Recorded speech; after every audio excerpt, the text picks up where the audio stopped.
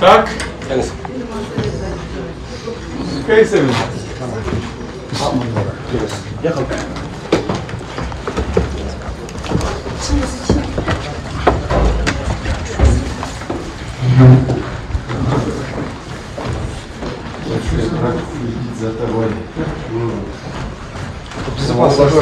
Akşam günü 12 milyon çocuk oluyor da zapası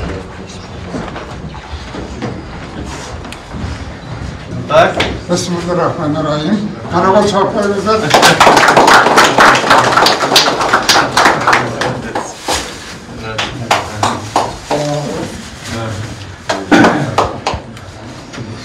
Элвистин батасы ушул аксакал, сиз Элвистин атынан, ушул жергебиздин атынан, жергиликтүү калктын атынан атаңызды берип атасыз. Ушул буюрса, Өрмат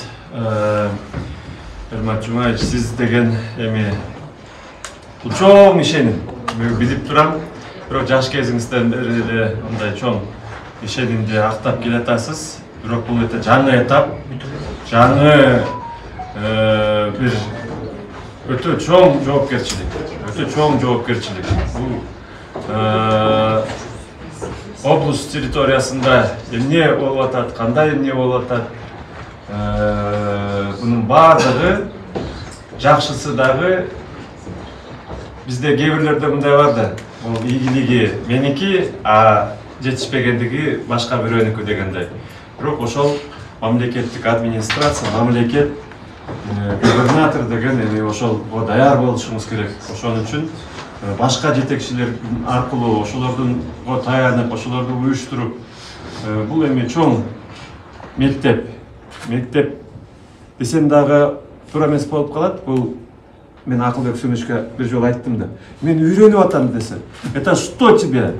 Должность вице-премьера, что ли? Учиться бирэмке деп катуу айтканда мен кой деп башка ошондон кийин айтпай калгам. Бирок ошондой болсо дагы тез арада жаңы бир башкача тепкич. Шаар деген шаар, а облус деген толугу менен башка. Бул өтө бир эмес, 2-3 тепкич өйлөрү. Жана жоопкерчилиги да оор. Ошондуктан ошондой болсо дагы сизге күч кубат, жанагындай жакшыраак, бирөөнү жакшы сөз менен, бирөөнү башкасы менен, ошум жетекчи да. Анан мына номер 1 жардамчыңыз Роза эже экен. Так что буюрса, аксакалдар менен, аялзатыбыз менен, жергиликтүү жетекчилерибиз менен, мурунку кеңештин депутаттарынын жардамы менен сизге эми жаңы дем.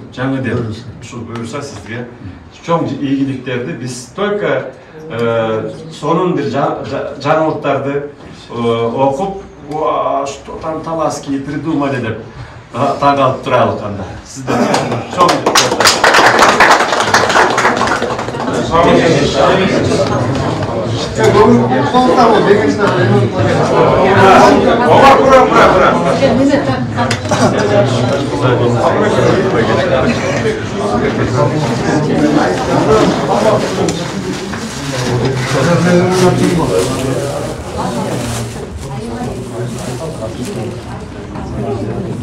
Эң биринчиден мен ошо өлкө башчыбыз Садыр Нуркожоевич Жапаровго ушунча жаш болсок дагы бизге ишенич аткарганына абдан ыраазычылык билгизем.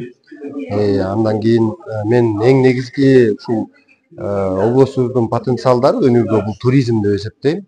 Себеби бизде аябай жакшы ажайып кооз заповедниктер бар. Бул жерге биз жеке эле Кыргызстандын ичиндеги эмес, андан сырткары дагы мындай тегерек четтеги алыскы өлкөлөрдөн дагы туристтерди бияка алып келгенге аракет кылабыз. Буюрса ушул жаатта бир топ иштер жүргүзөбүз. Алдыбызга койгон пландарыбыздын биринчиси негизгилеринен. Экинчиси бул Кыргызстан Талас шаары, Талас облусу бул Кыргызстандын өзүнчө руханий борбору. Бул Манас атабыздын руху бар, духу бар дегендей, ошол багытта дагы биз иштерди күчөтөбүз. Себеби бул жерде ар бир кыргыз эл жараны бул Манас атанын күмбөзүнө келип, зыярат кылып, Манас деген ким болгон, кыргыздын түптөлүшүнө кандай салым кошкон, ошонун баардыгын тең биз келечек муунга жеткизгенге аракет кылабыз да. Бир топтогон эми пландар бар, жаңыдан эми ишке киришип атабыз. Кудай буйрса, мен ойлойм ушул өлкө жетекчилигинин бизге аткарган ишеничин колдон келишинче актаганга аракет